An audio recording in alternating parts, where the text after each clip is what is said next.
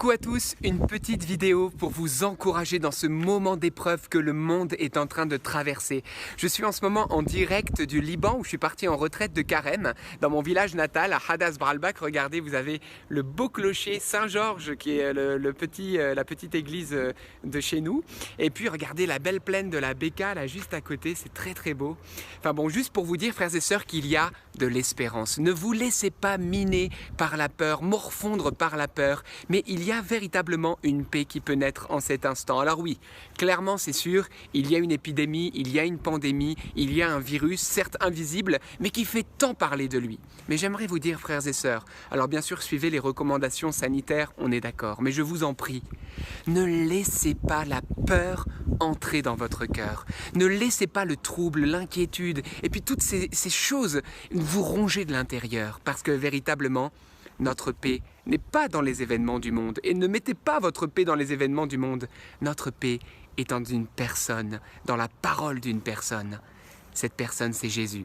Frères et sœurs, Jésus, c'est pas un mirage, c'est pas non plus un nuage, c'est une vraie oasis, c'est quelqu'un, c'est une personne vivante, c'est notre origine, c'est notre créateur. Et vous savez, il nous a parlé le Seigneur, sa parole ne change pas. Il nous a parlé il y a 2000 ans, et il nous parle pas seulement dans les moments de joie, il nous parle aussi dans les moments de détresse, de trouble, comme aujourd'hui. Et vous savez ce qu'il nous dit dans Jean 16, versets 32-33, et j'aimerais qu'on se commémore en fait cette parole. Il a dit, voici que l'heure vient, et elle est déjà venue, où vous serez chacun dispersés chez soi.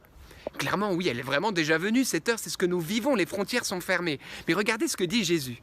Il déclare, je vous ai dit cela pour que vous ayez en moi la paix. Il n'a pas dit la peur, mais la paix. Frères et sœurs, nous qui sommes chrétiens, notre paix est en lui et il est là le Seigneur. Et ensuite il a dit oui, dans le monde, vous avez à souffrir, mais gardez courage, car moi j'ai bel et bien vaincu le monde. Frères et sœurs, Jésus a vaincu ce virus. Jésus a vaincu cette pandémie. Jésus a vaincu aussi cet esprit de peur qui vient entrer dans nos foyers.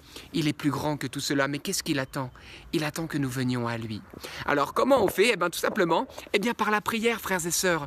Crions vers lui, demandons-lui son aide, réveillons-le alors que les vagues nous submergent et il va venir faire taire cela. Il a besoin de la prière de son peuple. Alors c'est le moment, frères et sœurs, que nous chrétiens, nous nous réveillons, que nous chrétiens, nous soyons des foyers d'espérance pour ce monde qui attend une parole d'espérance.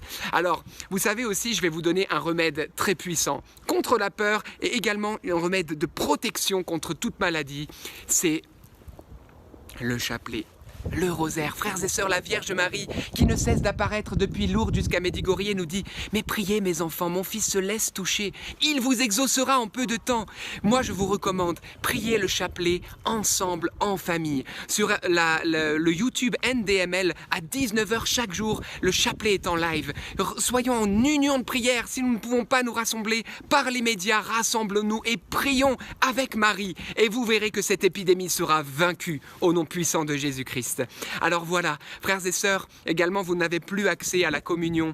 Eh bien frères et sœurs, nous pouvons communier spirituellement. Lisez la parole de Dieu et demandez au Seigneur cette communion spirituelle parce qu'il vous l'accorde. Enfin, que vous dire sinon que ma prière vienne vraiment aujourd'hui, ma prière c'est que le Seigneur vraiment vous bénisse, vous garde dans sa paix, dans sa présence et éloigne de vous tout mal. Et aussi ma prière c'est que vous qui me regardez aujourd'hui, vous soyez des flambeaux d'espérance pour les autres. C'est le moment de passer des coups de fil à vos proches pour prendre de leurs nouvelles. C'est le moment d'avoir soin les uns des autres. Alors, voilà, j'aimerais te dire, franchement, toi qui m'écoutes, n'oublie pas, ne laisse plus la peur entrer dans ton cœur, mais trouve ta paix dans le Seigneur. Que le Seigneur te bénisse et te garde en cette journée, rayonne et resplendit de sa lumière.